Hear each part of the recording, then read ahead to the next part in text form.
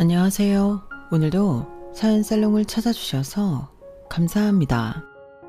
저는 이혼 가정에서 자랐다는 이유로 시어머니에게 무시를 당하다가 여동생의 결혼식에서 시어머니가 최악의 실수를 저지르면서 시어머니에게 잊을 수 없는 복수를 선물한 30대 여성입니다.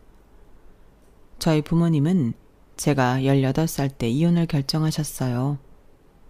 그리고 저와 5살 터울의 여동생은 쭉 엄마와 살았죠. 하지만 지금까지 살면서 부모님의 이유는 저에게 흠도 아니었고 결점도 아니었어요. 한 번도 그런 생각을 해본 적이 없었죠. 왜냐하면 여동생은 아니었겠지만 그 당시 저는 18살, 부모님이 왜 이혼을 하는지 이해할 수 있는 나이였어요.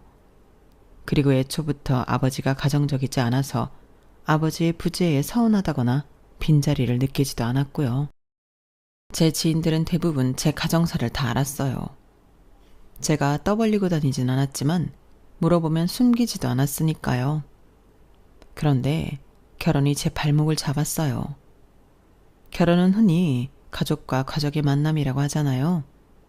시댁에서 저희 가족을 비정상적이라고 생각했죠. 특히 시어머니의 무시가 심했어요. 홀어머니 밑에서 자란 저를 안쓰럽게 여기면서 저희 부모님을 무책임한 어른이라고 말했죠. 대놓고 욕을 한 적도 있고요. 저는 무려 4년을 참고 살았어요. 그러다 여동생의 결혼식에서 시어머니가 역대급 실수를 했어요. 저는 너무 화가 났지만 동시에 지금이 시댁을 날려버릴 수 있는 기회라는 생각이 들어서 복수를 준비했죠. 저는 이혼은 절대 안 된다던 시댁에 이혼을 선물했어요. 남편과 이혼을 했거든요. 그리고 다른 복수도 했는데 지금부터 들어보실래요? 어릴 때부터 그림 그리기야 귀여운 것들을 좋아한 저는 산업 디자인과를 졸업해 문구회사 디자인팀에서 일하다가 개인 사업자를 내고 제가 직접 그리고 디자인한 문구류와 소품을 판매하기 시작했어요. 회사를 다닐 때부터 아름아름 SNS로 판매를 하고 있어서 대박이 날 줄 알았지만 그 정도는 아니었고 근근히 먹고 살 정도만 벌었어요. 그래서 안정적인 수입을 위해 일러스트레이터로 활동하기도 하고 동화 속 그림 그리는 일 등 제가 할 수 있는 일은 전부 했어요. 24시간을 분 단위로 쪼개서 일을 해야 했고 일주일에 하루라도 쉴 수 있으면 감사했어요. 물론 이렇게 코피가 터지도록 일을 해봤자 겨우 직장에서 받았던 월급 정도를 받았지만요. 그래도 행복했어요. 사실 직장을 다닐 때 힘들었거든요. 제가 원하는 그림을 그리고 디자인하는 업무가 아니라 남을 위한 그림, 남을 위한 디자인을 해야 했으니까요. 정말 행복하지 않았어요. 저는 마음에 안 드는데 통과된 디자인도 있었고 저는 마음에 드는데 계속 수정을 요구받았던 적도 있었죠. 그러던 어느 순간 깨달았어요. 직장에 있는 순간에는 언제나 저에게 정답이 있는 게 아니라는 걸요. 저는 그저 누군가의 손을 대신해 줄 뿐이었죠. 꼭두각시가 된 기분이었어요. 출근이 괴로웠고 주말이 지나 월요일이 다가오는 게 지옥 같았어요. 그래서 이렇게 지낼 수는 없다고 생각했고 그때부터 개인 사업을 하기 위해 돈을 모으기 시작한 거예요. 그러니 좀 버틸만 하더라고요. 물론 돈을 모으는 데까지 5년이란 시간이 걸렸지만 시간이 뭐가 중요한가요? 하고 싶은 일을 한다는 게 할 수 있다는 게 중요하죠. 그렇게 저는 퇴사를 하고 집에서 본가에서 일을 시작했어요. 회사를 다닐 때도 본가에서 출퇴근을 했어요. 여동생은 간호사가 되어 다른 지역에 있는 병원에 입사해서 독립을 했지만 저는 대학도 그렇고 직장도 그렇고 본가와 가까운 거리였거든요. 그리고 새로 시작한 사업도 집에서 충분히 할 수 있는 일이고 일러스트 업무나 동화 그림 작업과 같은 일들도 미팅을 제외하면 밖에서 근무할 일이 없어서 제 방이 곧 회사였죠. 그래서 제가 나가는 경우는 미팅이 있거나 집에서 작업하기 답답할 때 그 정도였어요. 그렇게 1년, 2년 저는 저희 집의 지방령이 되었죠. 그런데 생각지도 못하게 엄마와 트러블이 생기더라고요. 이제 일어났니? 벌써 해가 중천에 떴어. 아, 어제 늦게까지 작업한다고 피곤하네. 뭐 먹을 거 없어? 냉장고에서 아무거나 꺼내 먹어. 차갑기는. 그런데 오늘 센터 안 나가봐? 원장이 해가 중천에 떴는데 출근 안 해도 돼? 출근했어. 지금 점심시간이잖아. 밥 먹으러 온 거야. 밥은 먹었어? 안 먹었으면 차려줘. 내가 다 큰 딸 밥도 차려줘야 해? 네가 차려 먹든지 굶든지 알아서 해. 오늘따라 왜 이렇게 쌀쌀맞게 굴어? 센터에서 무슨 일 있었어? 센터가 문제가 아니지. 지금 다 큰 딸이 하루 종일 집에서 놀고 있는데 내 속이 멀쩡하겠니? 내가 무슨 놀아. 나 밤새 일했다니까? 이거 봐. 다크서클 내려온 거 안 보여? 출근도 안 하는데 그게 무슨 일이야? 중천에 일어나서 정신도 못 차리고 집에서 하루 종일 컴퓨터 앞에서 앉아서는 나는 네가 대체 무슨 일을 하는지도 모르겠다. 밖에서 딸들 무슨 일 하냐고 물으면 내가 할 말이 없어. 매일 종이 쪼가리, 이상한 플라스틱, 시답잖은 것들만 만들어 팔고 그게 얼마나 갈 것 같아? 너 나이 들어서도 그 일 할 수 있을 것 같아? 왜 못해? 그리고 뭐가 부끄러워서 딸내미 직업도 말 못해? 그럼 그냥 사업한다 그래. 사업도 사업 나름이지. 그거 하나 팔아서 얼마나 남는다고 사업이야? 너 정말 제대로 돈 버는 거 맞아? 고작 그런 거 가지고 돈이 되는 게 맞냐고. 나 지금 부족한 거 없이 벌고 있거든? 왜 아침부터 짜증이야? 지금이 무슨 아침이야. 중천이라니까. 그럼 그렇게 벌면 이번 달부터 생활비 보태. 30 넘어서 엄마 집에 살면서 생활비 안 내는 딸은 너밖에 없을 거다. 돈이 부족해서 그래? 알겠어. 생활비 주면 될 거다냐. 그럼 앞으로 이런 말 안 할 거지? 고작 몇십만 원 줄 거면서 생색은. 지연아, 제발 사람답게 살아. 사람이 출근을 해야지. 4년제 대학 나와서 집에서 이러고 있으면 사람들이 욕한다니까. 요즘이 어떤 세상인데 그런 고리타분한 말을 해. 사람들이 다양한 만큼 사는 방식도 다양한 거야. 엄마, 나 집에서 일하지만 남들보다 더 일하고 있고 노력하고 있고 엄마도 내가 밤새 작업하고 그러는 거 알잖아. 그런데 어떻게 그런 말을 해. 누가 뭐라고 해도 직장 다니는 것만큼 안정적인 건 없어. 네가 아무리 사업자 냈다고 해도 내 눈엔 그저 집에서 탱자탱자 노는 딸로밖에 안 보여. 매일 목 늘어난 잠옷 입고 생활하고 너 일주일에 몇 번이나 나가니? 한 번도 안 나갈 때도 많잖아. 내 직장이 지금 여기니까 그렇지. 그렇게 생각하면 난 하루 종일 직장에 있는 거니까 내가 더 대단하고 대견한 거 아니야? 난 퇴근도 없다고. 크니까 퇴근이 있는 삶을 살라고. 지금이라도 안 늦었어. 직장 구해. 그러면 엄마도 다시는 이런 말 안 할게. 난 내 그림을 그리고 싶다니까?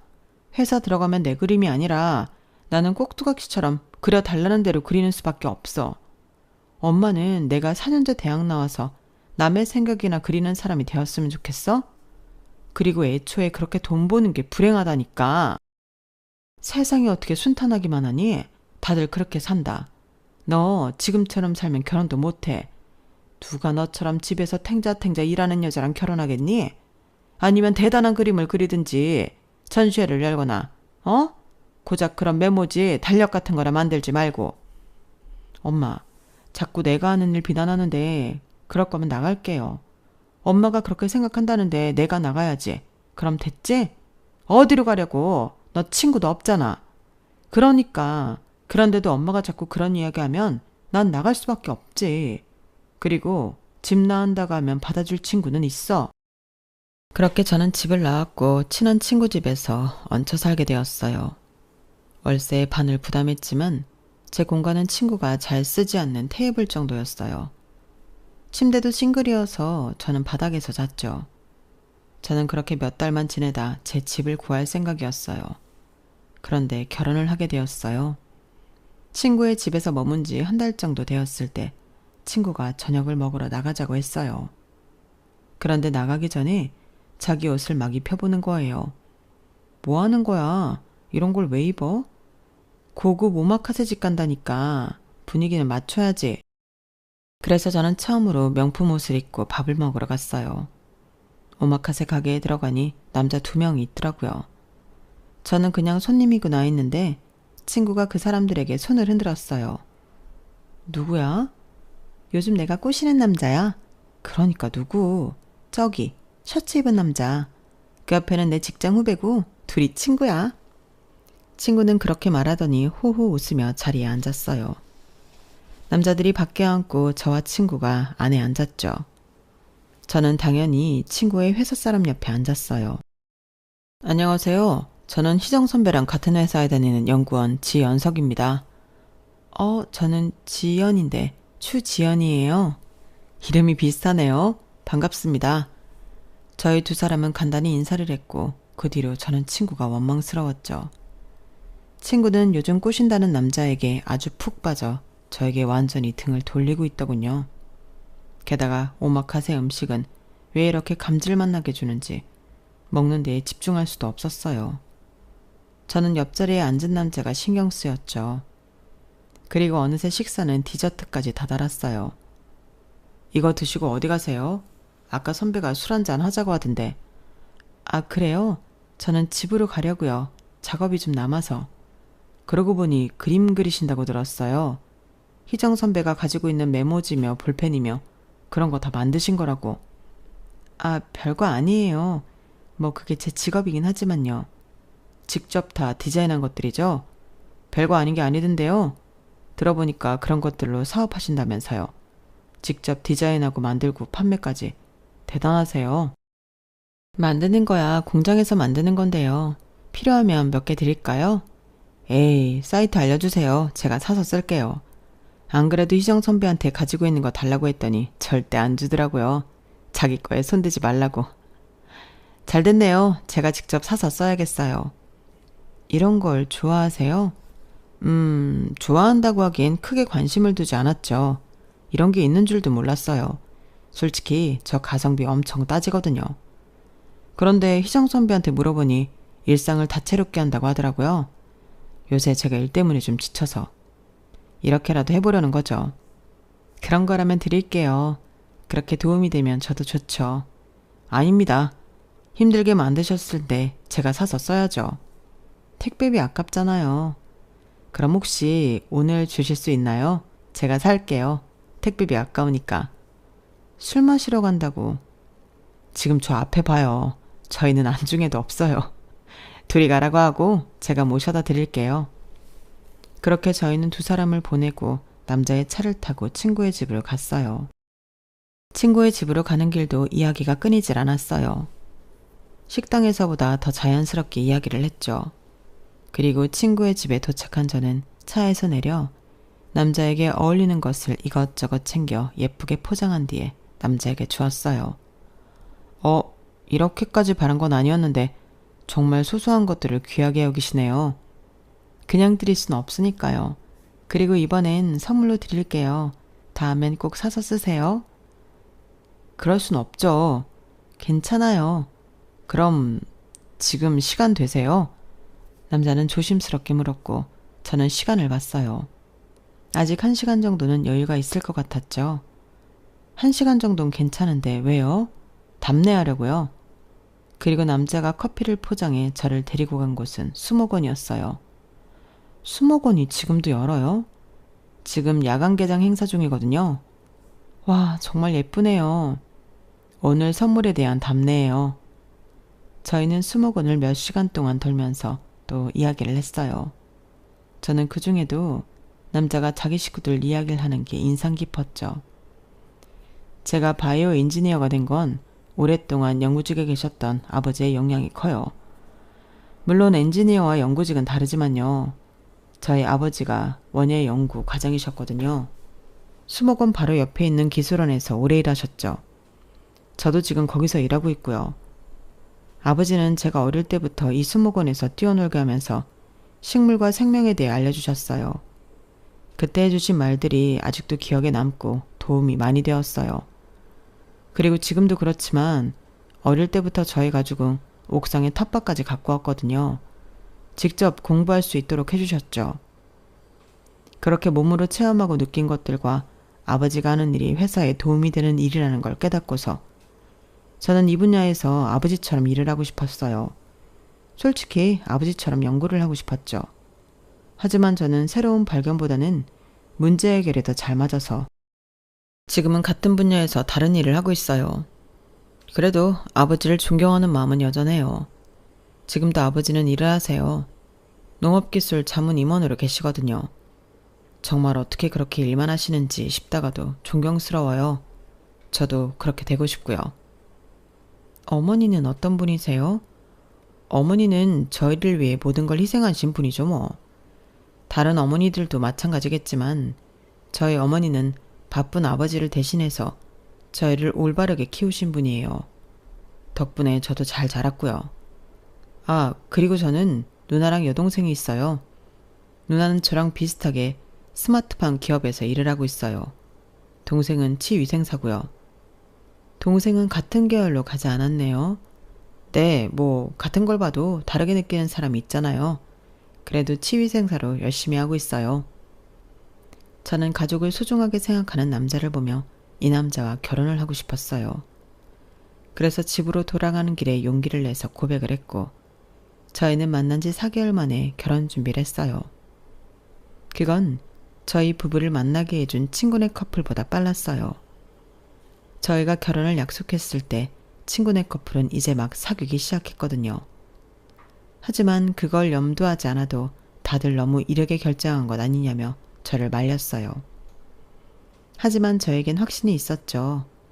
가족을 소중히 하는 이 남자와 같이 살면 더없이 행복한 가정을 이룰 것 같았어요. 그리고 한 가지 더 있었어요. 제가 혼자 결혼을 결심하고 남편에게 제 가정사를 털어놓았는데요. 그때 남편은 잠자코 제 이야기를 듣더니 이렇게 말했어요. 우리 식구들과 가족이 되면 지금보다 더 행복할 거야. 물론 지금 자기 식구들이 불행하다는 건 아니지만 나는 우리 식구들의 분위기가 더없이 좋다고 생각하거든. 그리고 내가 가정을 만든다면 꼭 우리 가족처럼 지내고 싶었고 분명히 행복할 거야. 내가 그렇게 만들어줄게. 저는 남편의 그 말이 너무 믿음직했어요. 그래서 저희는 부부가 되기 위해 준비했죠. 그런데 예상과 달랐어요. 연애를 할 때만 해도 저를 좋아하고 살갑게 대해주던 시부모님이 결혼을 하기 위해 제 가정사를 말씀드리자 굳은 얼굴을 했어요. 어찌나 분위기가 삭막했는지 저는 설마 결혼을 반대하는 건가 생각이 들 정도였어요. 그리고 시부모님이 그런 반응을 할 줄은 남편도 몰랐던 모양이에요. 당황하는 게 눈에 보이더라고요. 하지만 다행히 반대는 하지 않았어요. 상견례 날짜가 다가왔죠. 그런데 상견례에서 어떤 일이 있었는지 아세요? 글쎄 시어머니가 대놓고 저희 엄마를 무시하더라고요. 이혼을 하셨다고 들었습니다. 아, 네. 어떤 이유 때문에 이혼했는지 여쭤봐도 될까요? 귀책 사유가 누구한테 있는지 궁금해서요. 당사자들은 어떨지 몰라도 결혼이라는 게 한 식구가 되는 일인데 알아야 할 것 같네요. 귀책 사유요? 그런 거 없습니다.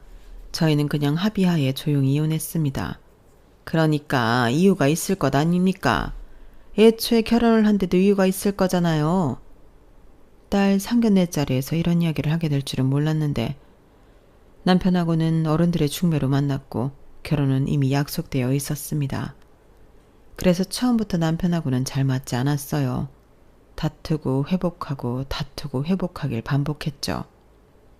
이혼 이야기는 진작 나왔습니다. 언젠간 헤어질 거라고 생각했어요. 하지만 일단 아이들 때문에 버틴 거죠. 그리고 첫애가 이혼을 해야 할 나이가 되었을 때 그때가 되어서 이혼 절차를 밟았습니다. 저희가 이혼 가정이기 때문에 부족해 보이는 거 다 압니다. 하지만 저희 세 식구 다른 가족들처럼 단란하게 살아왔습니다. 더구나 우리 지연이. 그럼 왜 상견례는 오지 않았나요? 피차 서로 합의하에 헤어졌는데 왜 오지 않았죠? 그래도 첫 아이 상견례인데? 이혼하고 따로 연락하는 사이는 아닙니다. 결혼식에도 참석하지 않을 거예요. 그 점은 사돈어른께서 양해를 해주세요. 대체 뭘 어떻게 잘못하셨길래 딸 상견례는 물론이고 결혼식에도 안 온답니까? 이건 사부인만 무시하는 게 아니라 저희 식구들도 무시하는 겁니다. 설마 재혼하셨어요? 그게 재혼하셨군요. 그건 저희 식구들과는 무관한 일이에요. 이미 헤어진 사이입니다. 정말 집안이 참 어지럽네요. 새아가야, 나는 왜 너한테 이복 동생들이 있다는 걸 얘기하지 않았니? 네가 말하기에도 부끄러워 그랬니? 아버지 일은 아버지 일 뿐이에요. 엄마 말대로 저희 식구들과는 관련 없어요. 귀책 사유가 누구한테 있는지 말해주지 않아도 알겠네요. 참, 사부인 복 받으셨습니다. 저희 집은 정말 화목하더군요. 그래서 새아가도 우리 집 식구가 되고 싶은 거겠지만요. 마음 같아서는 이 결혼 뜯어 말리고 싶습니다. 이혼이라뇨. 이혼한 홀어머니 밑에서 자란 며느리라뇨. 다들 웃습니다. 저희 집이 뭐가 모자라서 그런 사람을 식구로 들이냐고 욕먹어요. 저는 지금도 상상조차 하기 싫습니다. 새아가 혼자 결혼식 입장하는 것도 누가 대신하는 것도 부모 자리에 한 명만 앉아있는 것도 다 부끄럽고 민망합니다. 하지만 딱 하나만 보고 하는 거예요. 우리 아들이 원하는 사람이니까. 저희 식구들은 화목해서 반대하지 않아요. 늘 지지해주죠. 아무리 며느리가 버젓한 직업이 없어도 아무리 사회엔 행편이 어려워도 저희는 반대하지 않을 거예요. 저희 딸이 버젓한 직업이 없다뇨. 그리고 제 형편을 보셨습니까? 저 두 딸한테 손 벌리지 않고 살고 있어요. 그래 봤자 학습제 아닙니까? 그거 판촉이잖아요. 그리고 따님 하시는 일이 이해가 되세요? 저랑 비슷한 연배시니 똑같이 이해 못할 것 같은데요. 무슨 메모지 같은 거나 팔고 있는데 그게 무슨 직업입니까? 상견례 자리는 저에게 가시방석이었어요. 사실 전에는 시어머니가 제가 하는 일에 대해서도 별다른 말을 안 했거든요. 저렇게 저희 엄마와 같이 생각하는 줄은 몰랐어요. 저는 상견례에서 여기저기 안 아픈 곳이 없었어요. 그리고 상견례에서 돌아와서는 엄마가 저에게 무척이나 미안해했어요. 내가 이혼을 한 게 너한테 걸림돌이 될 줄 알았지만 이렇게까지 상처를 줄 줄은 몰랐다. 엄마가 미안해. 그래도 버티고 살았어야 했는데. 엄마가 뭐가 미안해요. 나도 어머님이 그런 말을 엄마한테까지 할 줄 몰랐는데 내가 더 미안해. 상처 많이 받았지? 뭐? 그럼 언니한테 먼저 그런 말 했단 말이야? 그걸 듣고 언니 가만히 있었어? 언니 왜 그래? 결혼 그까짓 거 안 하면 되잖아. 그런 말을 듣고 왜 참아? 엄마는 저한테 사과하고 동생은 제 결혼을 말리고 정말 정신이 하나도 없었어요. 하지만 그럼에도 저는 결혼을 진행했어요. 저 혼자 버진로드를 걸었지만 기다리고 있는 남편 덕분에 외롭지 않았어요. 그리고 이제 앞으로 깨가 쏟아지는 신혼생활이 기다리고 있을 줄 알았죠. 하지만 아니었어요. 신혼생활보다는 시댁생활에 더 가까웠죠. 매일 점심에 시어머니는 저희 집으로 찾아왔어요. 그래서 같이 점심을 먹었죠. 어머님 오셨어요? 그래, 오늘은 뭐 먹을까? 집에 국수 있니? 날이 더워서 열무국수가 당기네. 국수는 있는데 열무는 없어요. 열무는 내가 가져왔으니 됐고 어서 물부터 올리렴. 배고프다. 처음엔 점심만 되면 저희 집을 찾아오는 시어머니를 이해하려고 했어요. 시아버지도 자식들도 다 일을 하니 매번 점심을 혼자 드셨을 테니까요. 그런 와중에 재택근무를 하는 며느리를 만났으니 점심 먹을 동무가 생겨 좋겠죠. 그런데 시어머님은 점심을 먹고 차도 마시고 그 뒤에도 시댁으로 돌아가지 않았어요. 그렇다고 며느리인 제가 시어머니에게 집에 안 가냐고 물을 수도 없고 난감했죠. 시어머니는 저녁 시간이 될 때까지 저희 집에 계셨고 그동안 저희 집을 둘러보거나 제 서재에서 책을 꺼내 읽으셨어요. 재택근무를 하는 저는 그게 무척이나 신경 쓰였어요. 무시하고 일을 할 수 없겠더라고요. 그렇게 제 작업 시간을 날리고 식구들의 퇴근 시간이 되면 시어머니는 시댁에 데려다 달라고 했어요. 하지만 데려다 주기만 하면 되는 건 아니었죠. 같이 저녁 식사를 해야 했어요. 그게 루틴이 되어버렸어요. 저는 원하지 않았는데 말이에요. 그래서 언제는 한번 시어머니가 시댁에 데려다 달라는 말을 거절한 적이 있었어요. 자, 이제 집에 가자. 어머님, 제가 지금 급한 일이 있어서 오늘은 못 데려다 드릴 것 같아요. 택시비 드릴 테니까 택시 타고 가셔도 되죠? 뭐? 택시? 너 지금 시어머니를 택시 태워 보낸다는 거야? 제가 요새 일을 제대로 못해서 일이 많이 밀려 있거든요.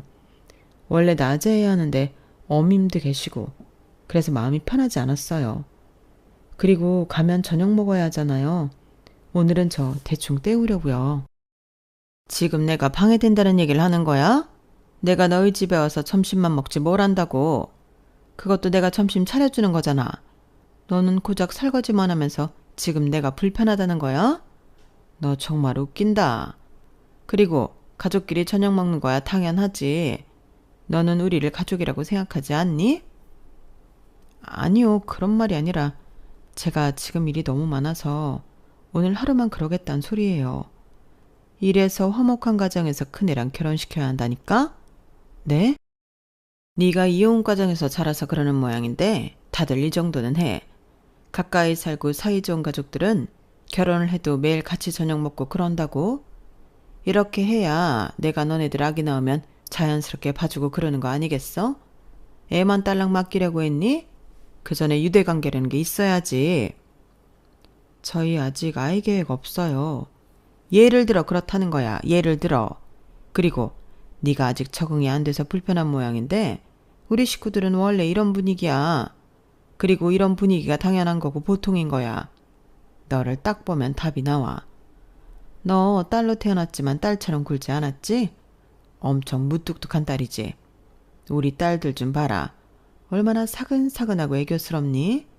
나는 네가 우리 남편, 네 시아버지한테도 우리 딸처럼 굴었으면 좋겠어. 아버님 아버님 하면서. 너는 너무 딱딱해. 그래, 다음 달에 너희 시아버지 생신인 거 알지? 그때 요즘 유행하는 돈 케이크나 만들어 와라. 거기에 편지도 쓰고. 알겠지? 그럼 아마 너희 시아버지 엄청 좋아할 거다.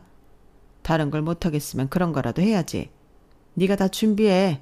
우리 아들한테 부탁하지 말고 말하지도 말고 서프라이즈로. 그래서 저는 다음 달 시아버지 생신에 돈 케이크를 준비했어요. 돈 케이크는 직접 만들었어요. 그게 생각보다 비싼데 만들기는 그렇게 까다롭지 않은 것 같더라고요. 그래서 당일 아침에 만들었어요. 그리고 현금 50만 원을 뽑아 꾸미기까지 했죠. 그런데 시누이들이 똑같은 돈 케이크를 준비했더라고요. 그것도 3단짜리로 말이에요. 게다가 시누이들이 먼저 케이크를 시아버지에게 보여주는 바람에 제 케이크는 완전 병품 취급을 당했어요. 아버지, 그래도 지연이가 만든 케이크도 이쁘지 않아요? 아, 직접 만든 거냐? 그래서 모양이 조금 엉성하구나. 그런데 왜 주문하지 않고 만들었니? 요새 일할 시간도 없다더니. 비싸서 그런 거 아니에요? 이거 좀 비싸거든, 아빠. 2산 3단까지 올리려면 얼마나 비싼데요. 아빠 아마 가격 알면 깜짝 놀랄걸? 그렇게 비싼 걸 왜 했어? 이렇게 돈까지 꽂아서. 한 100만 원은 들었겠다. 더 들었을지도 모르죠. 정확한 액수는 비밀. 아무튼 용돈 야무지게 쓰세요. 그래, 고맙다. 너희들 덕분에 내가 기운이 나. 내가 너희들 때문에 산다.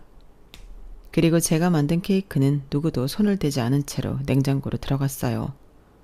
먹었는지 버렸는지 그건 모르겠네요. 알고 싶지도 않고요. 그리고 저는 시댁에서 돌아오는 길에 괜히 남편에게 성질을 냈어요. 자기 알고 있었지. 시누이들 나랑 똑같이 돈 케이크 준비한 거 알고 있었지. 아니, 나는 몰랐다니까. 나는 찬조 아래서 찬조만 했어. 나 요새 프로젝트 때문에 바쁜 거 알잖아. 내 케이크 완전히 무시당하는 거 봤지? 지금 생각해도 얼굴이 화끈거려. 그래도 정성은 알아봐 주셨을 거야. 그럴 것 같아? 돈 확인하고 그냥 내려놓으시던데? 그거야 누나랑 동생이 더 준비했으니까 그렇겠지. 거긴 둘이 준비했고 나는 혼자 준비했잖아. 그럼 당연히 차이가 나지. 에이, 너무 신경 쓰지 마. 그래도 고마워하셨을 거야.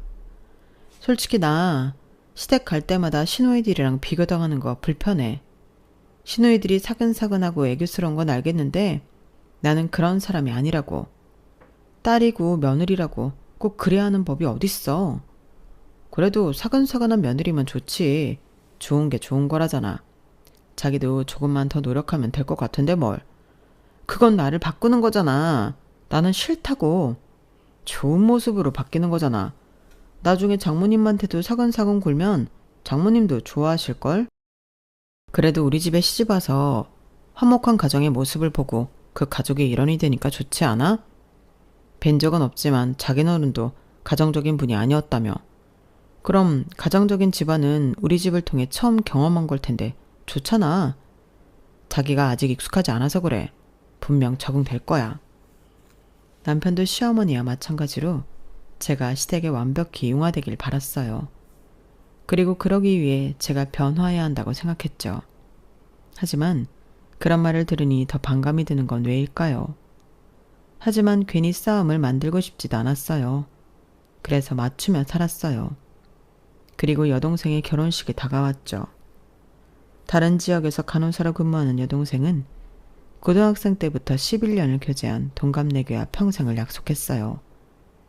11년을 교제했으니 저희 집 식구에겐 아들 남동생과 다름없었어요. 아들이 없는 저희 집에서 아들 역할을 했죠. 전등도 갈아주고 상부장도 달아주고 저도 알게 모르게 많이 의지한 제부였어요. 저는 그런 두 사람이 드디어 부부의 연을 맺는다니 너무 기뻤어요. 어쩌면 동생보다 더 좋아했을지도 몰라요. 그래서 저는 여동생의 청첩장도 직접 디자인해주고 식정 동영상도 만들어주고 웨딩드레스도 골라주었어요. 그리고 이제 여동생의 결혼식이 일주일 남았죠. 괜히 제가 더 긴장되더라고요.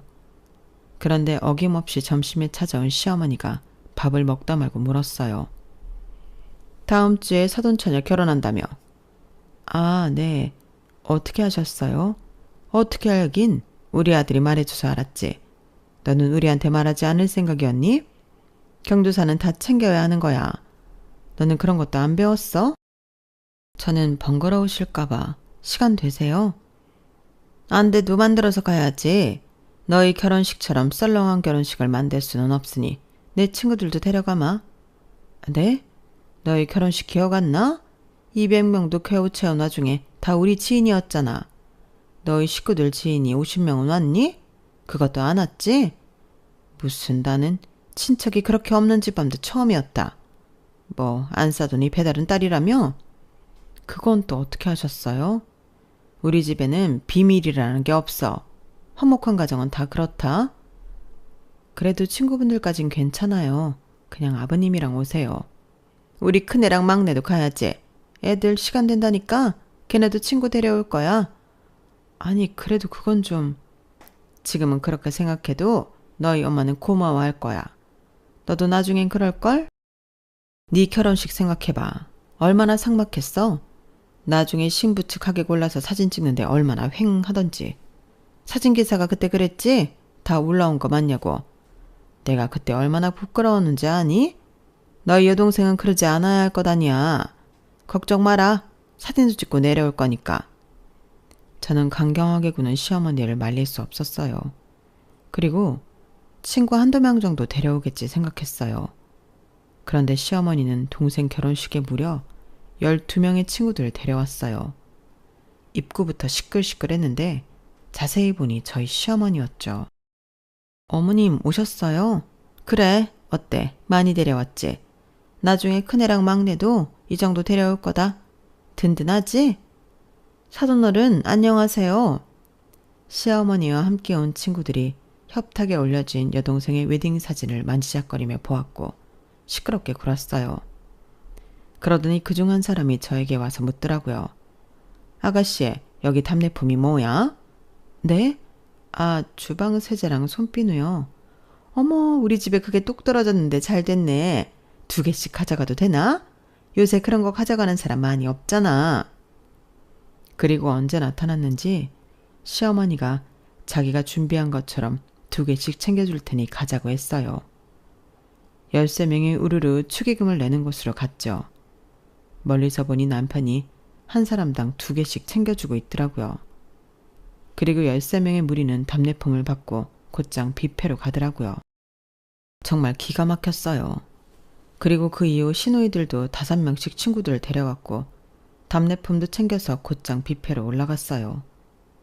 하지만 차라리 잘 되었다고 생각했어요. 그런데 나중에 축의금을 살펴보니 시어머니 시누들이 모두 5만 원이 든 봉투 하나만 했더라고요. 그걸 진작에 본 삼촌이 혀를 찼어요. 지연아, 내가 결혼식 다니면서 5만 원 딸랑 내고 답례품 26개 가져가는 사람은 처음 봤다. 너희 시어머니 원래 그러니? 아니, 다른 식구들도 얼굴에 욕심이 그득그득해. 그 와중에 조카 사이는 옆에서 달라는 대로 주고 있고. 난 그런 모습은 처음 봤다. 얘가 똑 부러지고 똑똑한 줄 알았더니 자기 식구들 앞에서는 바보 천치더라. 네가 참 답답하겠어. 네가 고생이 많겠더라고. 저는 삼촌 앞에서 애써 아닌 척했지만 속으로는 부글부글 끓고 있었어요. 그래서 집에 돌아가 남편에게 하소연을 했어요. 사돈처녀 결혼식에 친구들 12명, 5명씩 데리고 오는 사돈이 어딨어. 그리고 언제는 자리 채워주러 온 거라면서 자리 채워주기는커녕 뷔페 먹으러 곧장 올라가던데. 그리고 답례품을 2개씩. 자기 식구들이 가져간 답례품만 50개야. 그 덕에 늦게 온 사람들은 답례품 가져가지도 못하고. 자기는 대체 무슨 생각으로 2개씩 챙겨준 거야? 다 빈자리 채워주려고 그랬던 거지. 그런데 막상 오니 사람도 많고 그래서 뷔페 들으시려고 간 거 아니겠어? 나도 놀랬는걸. 처제는 자기랑 다르게 사회생활을 잘했나 봐. 뭐 답례품은 남는 것보다 모자라는 게 낫지 않아? 없어서 못 주는 걸 어떡해. 이렇게 우지를 말든지. 그리고 내가 이런 말은 안 하려고 했는데 어머님이랑 시누이들 그렇게 많이 데려와 놓고 딸랑 5만 원 냈어. 알아? 와, 그런 말은 정말 하면 안 되는 거 아니야? 사람 정성을 봐야지 어떻게 돈을 봐. 당신 그렇게 속물이었어? 저는 남편과도 말이 통하지 않는다는 걸 알았어요. 그래서 크게 결심을 했어요. 제 결심도 모르고 점심을 먹으러 온 시어머니는 제잘제잘 여동생 결혼식 때 이야기를 하더군요. 사돈네가 사람을 많이 데려와서 나한테 고맙다고 하지? 그게 얼마나 고마운 일인지 너는 모를 거다. 아마 평생 잊지 못할 거야. 밥이라도 한 끼 얻어먹어야 하나? 네, 너무 고마워하세요. 저도 너무 감사드리고요. 그래서 저 이혼하려고요. 뭐? 넌 뭐라고 그랬니? 이혼하려고요. 어머님 아들이랑요. 이혼? 키 막혀. 이게 아주 이혼 가정에서 자랐다고 이혼이 쉽구나? 그래, 뭐 때문에? 뭐 때문에 이혼한다는 건데? 어머님 때문에요. 저희 부부관계는 문제 없어요. 잘 다투지도 않고 잘 맞아요. 다들 연애를 짧게 하고 결혼해서 저희가 헤어진다면 그런 이유 때문이라고 생각하겠지만 아니에요. 어머님 때문이에요. 최근에 남편이랑 싸운 것도 그것도 다 어머님 때문이에요. 어머님만 아니었으면 저희 잘 살았을 거예요. 나 때문이라고? 호의가 없어서? 어머님, 생각해보세요. 매번 제가 이혼 가정에서 자랐다고 흉보지 않았나요? 본인 가정이 화목하다면 비교했잖아요. 헐뜯기도 했고요. 그리고 저 아직도 상견례 때 어머님이 저희 엄마한테 한 모욕들 잊지 않았어요. 제 동생은 그런 집안이랑 결혼하지 말라고 했어요. 우리 집안이 화목하고 너희 집안이 불우한 걸 어쩌니? 당연히 화목한 우리 집에 네가 맞춰야지. 안 그래? 저희 집 아버지는 없었지만 절대 결코 불우하지 않았어요. 지금도 마찬가지고요. 어머님 말처럼 제가 딸치고 사근사근하진 않지만 우직하게 집안을 버티고 있어요. 어떻게 보면 제가 장남 노릇을 하고 있는 거죠. 그게 잘못됐나요? 아니잖아요. 그래도 딸이 사근사근한 맛이 있어야지.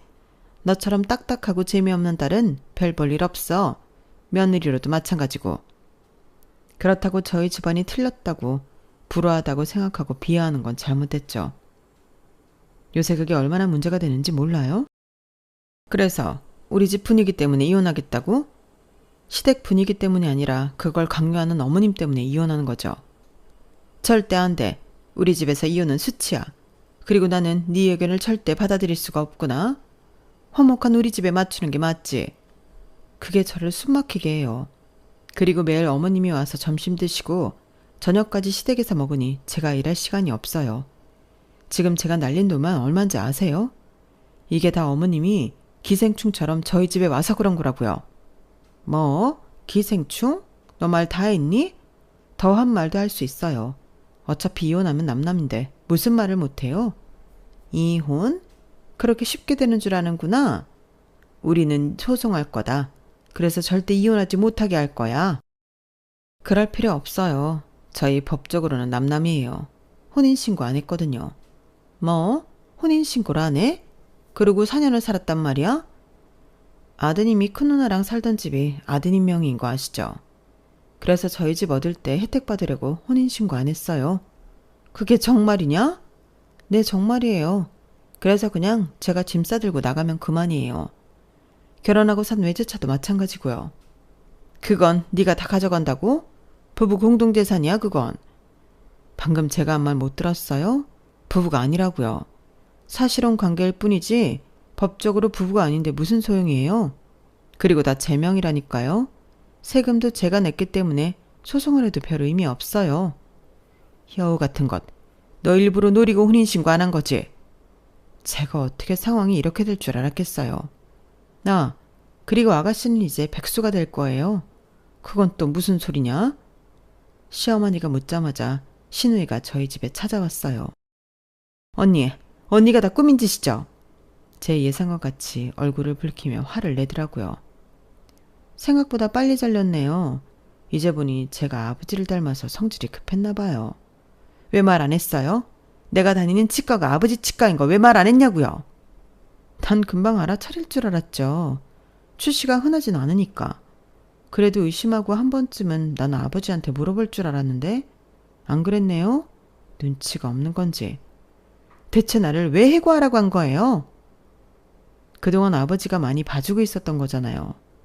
치위 생사 주제에 온 식구 다 데려가서 진상짓하고. 들어보니 내가 다 부끄럽던데. 비치된 커피며 녹차 가져가고 칫솔에 치약 달라고 하고. 일회용 칫솔은 왜 가져간 거예요? 쓰지도 않으면서. 게다가 직원 할인이 30%인데 거의 절반 가격으로 임플란트며 충치 치료하고 그랬다면서요. 스케일링도 매달 가서 공짜로 받고. 아니, 아가씨는 대체 뭐라고 그걸 병원에서 이해할 거라고 생각한 거예요? 자기를 너무 대단하게 생각하는 거 아니에요? 다른 치유 상사들도 가족 데려오고 그러거든요? 나만 그러는 거 아니라고요. 그리고 내가 워낙 잘해서 원장님이 얼마나 날 예뻐하는데요. 예뻐하긴요. 잘하고 싶은데 제 아가씨라서 못 자른 거예요. 무슨 소리예요. 다음 달에 나 팀장으로 승진시켜준다고 하셨는데. 그것도 다 제 아가씨라는 거 알고 그러신 거예요. 정말 눈치도 없네요. 그래서 날 자른 이유가 뭔데요? 구체적으로 설명해 봐요. 어머님 때문에요. 그동안 제가 어머님 때문에 고생한 게 많아서요. 그래서 어머님한테 어머님이 수치처럼 여긴 아들의 이혼과 그렇게 아끼는 막내딸의 실직을 선물하고 싶었거든요. 그래서 결심했고 아버지한테 부탁드렸어요. 네? 오빠랑 이혼하겠다고요? 이혼도 아니에요. 그냥 내가 짐 싸서 나가면 되거든요. 우리 법적으로 남남이라서요. 위자료. 그래, 위자료 소송할 거다. 지금 내가 받은 정신적 스트레스 전부 돈으로 받아낼 거야. 그렇게 하세요. 그리고 정말 시어머니는 짐을 지어주고 남편을 내보낸 저에게 위자료 소송을 했어요. 저는 그 순간부터 모든 증거들을 한데 모아 소송 준비를 했어요. 그리고 제가 승소했죠. 집도 차도 제가 얻게 되었고 위자료도 받았어요. 시어머니가 법원에서 얼마나 저를 노려보고 분통해하는지 코웃음이 나오더라고요. 그리고 아버지가 그 소식을 어떻게 들었는지 연락이 오더라고요. 정말 오랜만에 네 목소리를 듣는구나. 그동안 아버지로서 책임을 다하지 못해 미안하다. 결혼식도 못 가서 미안해. 아니에요. 괜찮으니까 마음 쓰지 마세요. 그래도 이번에 도와주셔서 감사해요.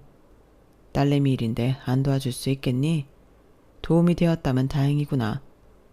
이런 말을 하기 그렇지만 우리 건물 1층이 비었어. 괜찮으면 네가 사업하는 데 쓰지 않겠니? 역시 우리 치과 밑이라 부담스러우려나? 그렇게 저는 아버지 건물 1층에 가게를 내서 오프라인 매장을 운영하게 되었어요. 그리고 신혼집은 월세를 주었고 외제차는 팔아버렸죠. 엄마와 다시 살게 되어 트러블이 있지 않을까 걱정했는데 제가 출퇴근을 하니 그런 것도 없고요. 만족하며 지내고 있어요. 여기까지가 제 사연입니다. 누구도 남의 가정에 이래라 저래라 할 수 없죠. 옳다 그르다 할 수도 없고요. 세상에 완벽한 가족은 없으니까요. 그래서 저는 모두에게 너그러운 마음의 안경이 있었으면 좋겠어요. 오늘도 좋은 하루 되세요. 여러분, 사연 댓글에 응원과 현명한 조언 부탁드려요. 좋아요와 구독은 저에게 큰 힘이 됩니다. 오늘도 좋은 일 가득하세요.